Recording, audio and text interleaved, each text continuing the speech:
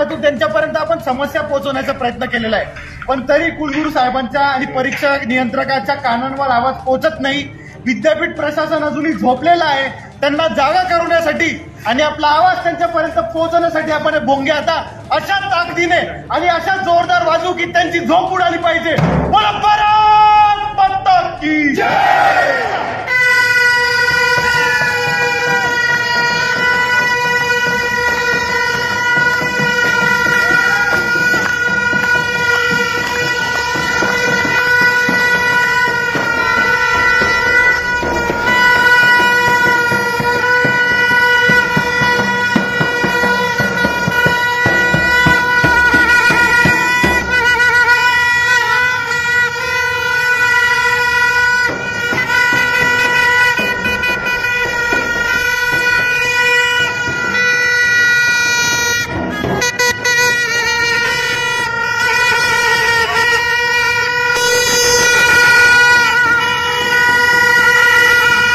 काय आंदोलनात विद्यापीठासमोर एबीव्हीपी अनेक वर्षानंतर आज सादर होतोय?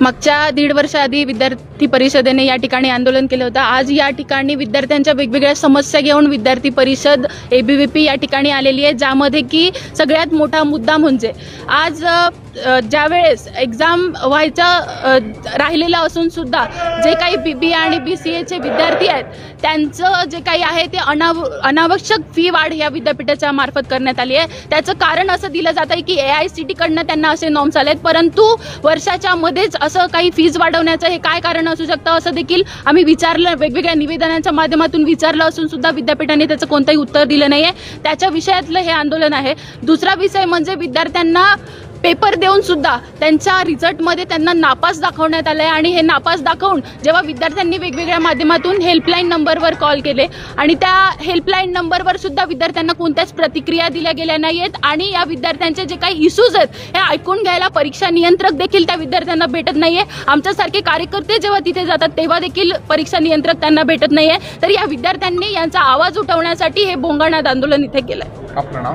वैभवी ढिवरे, अभाविप देवगिरी प्रदेश मंत्री।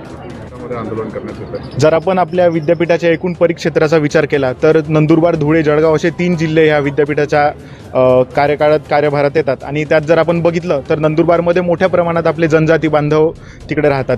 त्यांचे अनेक मुलं जे आहेत ते या विद्यापीठात शिक्षण घेतात। आपले रावेरकडचे, भुसावळकडचे शेतकरी बांधवांचे मुलं या विद्यापीठात शिक्षण घेतात आणि अशा विद्यार्थ्यांना अनेक वेळेला महाविद्यालयात पोचायला किंवा महाविद्यालयात परीक्षेच्या वेळेस परीक्षा द्यायला जायला अडचणींचा सामोरे जावं लागतं, पण तरीही हे विद्यार्थी मोठ्या संख्येने अभ्यास करून परीक्षा द्यायला ज्या वेळेला महाविद्यालयात पोचतात आणि काही काळाने जेव्हा निकाल लागतो तेव्हा त्यांना ॲब्सेंट असं दाखवण्यात आलेलं आहे आणि जेव्हा हे विद्यार्थी विद्यापीठाला रीच आउट करतात, जी हेल्पलाईन नंबर दिले आहे त्याच्यावर कॉल करतात तर 2-3 दिवस कोणी त्यांचा कॉल उचलत नाही आणि कॉल रिसीव्ह केल्यावर पण त्यांना बरोबर उत्तर दिले जात नाही। अशा प्रकारचे अनेक अडचणी विद्यार्थ्यांना सामोरं जावं लागते।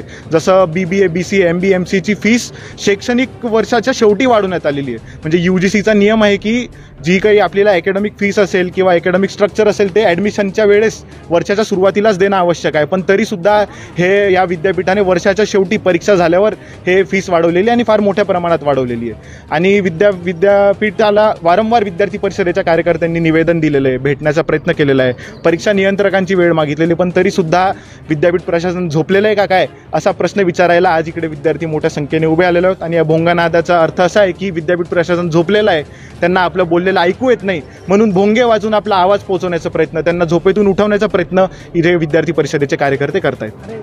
हे आंदोलन एबीव्हीपी किती वर्षानंतर करत आहे? मागे 1.5 वर्षाआधी सुद्धा जेव्हा विद्यापीठ प्रशासनाने वसतिगृह शुल्क ज्या वेळेला वाढवलं होतं,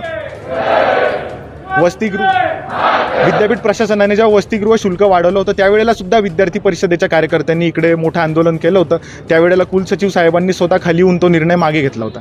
पण असं बघायला स्थानिक स्वराज्य संस्था आणि महापालिका यांच्या पार्श्वभूमीवर आता एबीव्हीपी जागा झाला असं देखील बोललं। असं काही नाही, विद्यार्थी परिषदेचं कार्य हे वारंवार सुरू आहे आणि विद्यार्थी परिषदेचा तसा या निवडणुकींची काही संबंध नाही। आम्ही विद्यार्थ्यांमध्ये काम करणारी संघटना, विद्यार्थ्याच्या हितासाठी आणि राष्ट्रासाठी काम करणारी संघटना। विद्यार्थ्यांची ज्यावेळेस अपघातामुळे जळगाव ते मृत्यूचा सापळा होतो, अनेक विद्यार्थी होतात, ज्यावेळेस एबीव्हीपीने कुठलं नाही, आपण त्यावेळेला भेटून निवेदन केलेलं आहे आपले पारोड्याच्या कार्यकर्त्यांनी पारोडा, धरणगाव, एरंडोल या तिघी तालुक्यांचे एकत्रित येऊन एक तक्रार निवारण समितीची स्थापना केलेली आहे, ज्याच्यात आपण बस जे आपले ST महामंडळ आहे त्यांना भेटून निवेदन दिलेलं आहे, आंदोलनाचा इशारा दिलेला आहे, त्यांनी आपली मागणी स्वीकार केलेली आहे.